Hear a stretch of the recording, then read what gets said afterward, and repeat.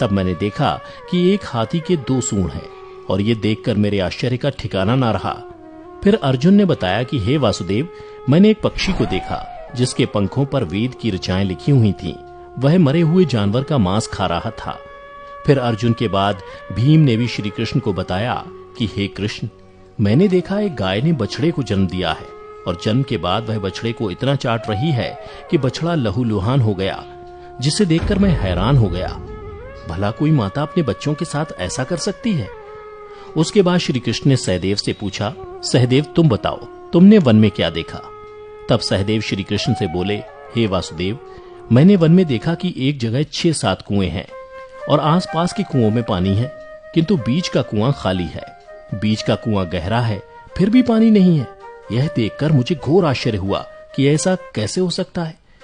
उसके बाद नकुल ने कहा, हे नारायण, जब मैं वन में भ्रमण कर रहा था तो मैंने देखा कि एक पहाड़ के ऊपर से एक बड़ी सी शिला यानी पत्थर लुढ़कती हुई आती है और कितने ही वृक्षों से टकराकर उनको नीचे गिराते हुए आगे बढ़ जाती है, परंतु उस विशालकाय पत्थर को कोई भी वृक्ष उसे रोक ना सका। इसके अलावा वह शिला कितनी ही अन्य शिलाओं के साथ टकराई, पर फिर भी वह रुकी नहीं। अंत में एक अत्यंत छोटे पौधे का स्पर्श होते ही वह स्थिर हो गई। फिर युधिष्ठिर श्री कृष्ण से बोले, हे वासुदेव, हम 5 भाइयों ने जो कुछ भी वन में देखा वो आपको बता दिया, कृपया कर इसका अर्थ बताइए।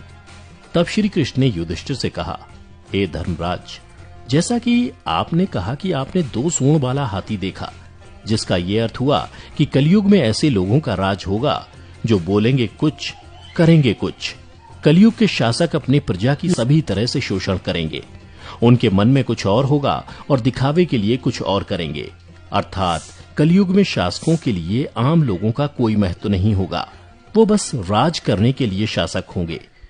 फिर श्री कृष्ण अर्जुन से बोले, हे धनंजय, जैसा कि तुमने देखा कि एक पक्षी के पंख पर वेद की ऋचाएं लिखी हुई थीं, लेकिन वह मरे हुए जानवर का मांस खा रहा था, जिसका अर्थ ये हुआ कि कलयुग में ऐसे लोग होंगे जो बड़े ज्ञानी और ध्यानी कहलाएंगे, किंतु उनके आचरण राक्षसी होंगे। कलयुग में लोग पंडित और विद्वान कहलाएंगे, किंतु यह विचार चलता रहेगा कि कोई मरे और उसकी सारी संपत्ति उसके नाम हो जाए। अर्थात कलयुग के मनुष्य धन और संपत्ति के लोभी होंगे, भले ही उनके पास कितना ही ज्ञान क्यों ना हो। इसके अलावा हे अर्जुन, कलयुग में हर जाति धर्म के प्रमुख पद पर बैठे लोग विचार करेंगे कि कब कोई किसी पद से हटे और हम उस पर विराजमान हो जाएं। कलयुग में ऐसे लोगों की संख्या बहुतायत होगी, कोई कोई विरला ही संत पुरुष होगा। अर्जुन के बाद श्री कृष्ण भीम से बोले, हे गदाधर, जैसा कि तुमने देखा कि एक गाय अपने बछड़े को इतना चाटने लगी कि वो बछड़ा लहूलुहान हो गया, अर्थात कलयुग की माता अपनी संतानों पर इतनी ममता बरसाएंगी कि बच्चों को खुद का विकास करने का मौका ही नहीं मिलेगा, जिसके कारण मोह माया में पड़कर वे बर्बाद हो जाएंगे। इसके अलावा किसी का बेटा घर छोड़कर साधु बनेगा तो हजारों व्यक्ति दर्शन करेंगे, किंतु जब मनुष्य का अपना बेटा साधु बनेगा तो रोएंगे कि मेरे बेटे का क्या होगा। इतनी सारी ममता होगी कि उसे मोह माया और परिवार में ही बांध कर रखेंगे और उसका जीवन वहीं खत्म हो जाएगा। अंत में बेचारा अनाथ होकर मरेगा।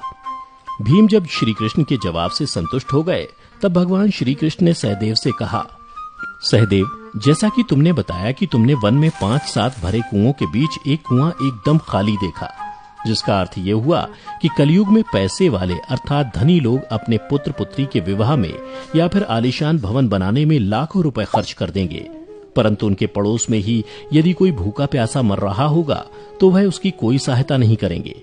भले ही उनका अपना ही सगा भूख से मर जाएगा, लेकिन वो देखते रहेंगे। इसके अलावा कलयुग में मनुष्य मदिरा, मांस, भक्षण, सुंदरता और व्यसन में पैसे उड़ा देंगे, किंतु किसी के 2 आंसू पोंछने में उनकी रुचि न होगी। हे सहदेव, मेरे कहने का तात्पर्य यह है कि कलयुग में अन्न के भंडार होंगे, लेकिन लोग भूख से मरेंगे।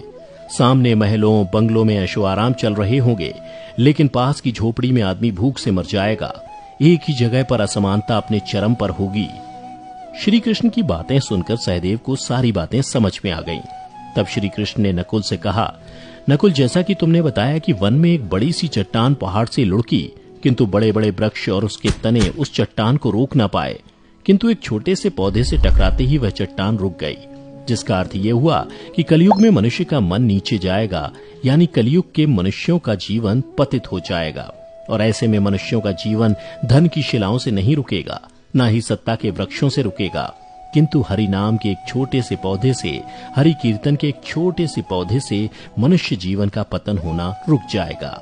अर्थात कलयुग में भी जो मनुष्य धन के लोभ को छोड़कर हरि नाम का जप करेगा उसे कोई कष्ट नहीं होगा और मृत्यु के बाद उसे परमेश्वर अर्थात मेरे चरणों में जगह मिलेगी। तो मित्रों, आपने देखा होगा कि आज श्री कृष्ण द्वारा बताई गई ये सारी बातें सच में घटित हो रही हैं। इसलिए मनुष्यों को चाहिए कि कलयुग में वह धर्म का पालन करें और श्री हरि नाम का भजन करें तो उसका जीवन सफल हो जाएगा। तो मित्रों, उम्मीद करता हूं कि आपको श्री कृष्ण द्वारा कलयुग के बारे में बताई गई ये कड़वी सच्चाई जरूर पसंद आई होगी। अगर पसंद आई हो तो इसे ज्यादा से ज्यादा लाइक और शेयर करें। साथ ही अगर आप हमारे चैनल पर पहली बार वीडियो देख रहे हैं तो ऐसी ही पौराणिक और आध्यात्मिक जानकारी के लिए हमारे चैनल को अभी सब्सक्राइब करें और नीचे कमेंट करके बताएं कि आपको वीडियो कैसी लगी। फिलहाल आज की वीडियो यहीं समाप्त होती है। अब हमें इजाजत दें। वीडियो को अंत तक देखते रहने के लिए आपका बहुत बहुत शुक्रिया।